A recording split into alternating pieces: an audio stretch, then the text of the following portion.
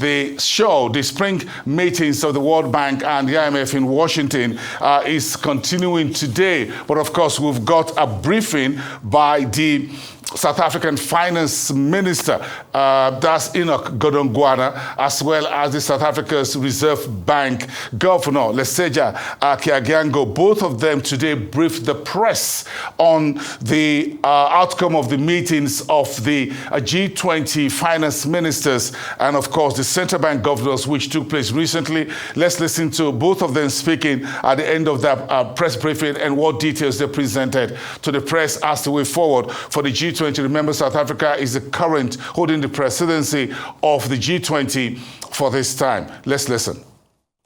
We've just had the second meeting of the finance ministers and central bank governors. Because of the nature of the meeting, were the IMF and World Bank meetings that are taking place at the same time, so had shorter agenda.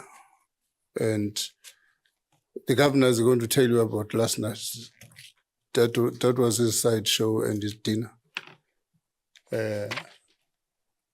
We opened this morning with discussing the international financial architecture, which focusing, among other things, on the continued agenda of the reform of the multinational development banks. And key item is that work has been done. What we need to do is to develop a reporting mechanism for the banks which we hope to be concluded by the end of September, to what are they doing in line with the roadmap. The issues also continue to deal with the debt vulnerabilities, particularly in emerging economies and the African continent. In this regard, the common framework is an instrument. We will be publishing case studies of countries that have gone through that process. On the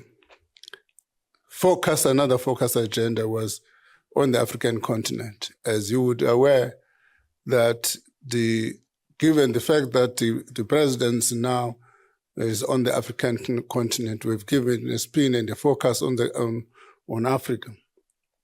And then a key of those challenges that need to be done on the African continent, and deepening some of the institutional arrangements we've had, like the Compact with Africa, replenishing the African Development Fund, and generally, how do we deal with the cost of capital and access to capital for the African continent?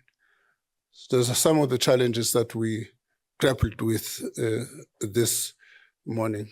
There isn't much to add. Minister, suffice to say that we did reflect on the current economic developments and the extent of the uncertainty that engulfed the financial markets as a result of the trade measures that had been taken with respect to the impact on trade and the response in the form of tariffs and what that actually meant for financial stability. There was a reflection on the benefits from globalization, and members were supporting an open, rules-based and transparent trading system with the World Trade Organizations at its core. There was also a big reflection that the current rules might have to be relooked so that you have a much fairer trade. There was also a reflection on the global imbalances, and that was strongly emphasized, and that we need to look at the root causes and review both the internal and global policies that intensify these imbalances and increased trade barriers and trade tensions that we had seen, and that the IMF should actually be playing a key role in assessing the country-specific policies. There was also a need to take immediate and coordinated efforts as needed to de-escalate and reduce the current volatility and uncertainty, and to provide policy clarity. Basically, uncertainty was seen as a tax without revenue, and that we cannot let the uncertainty become the new certainty. Part of the G20 finance ministers briefing earlier today in Washington, D.C.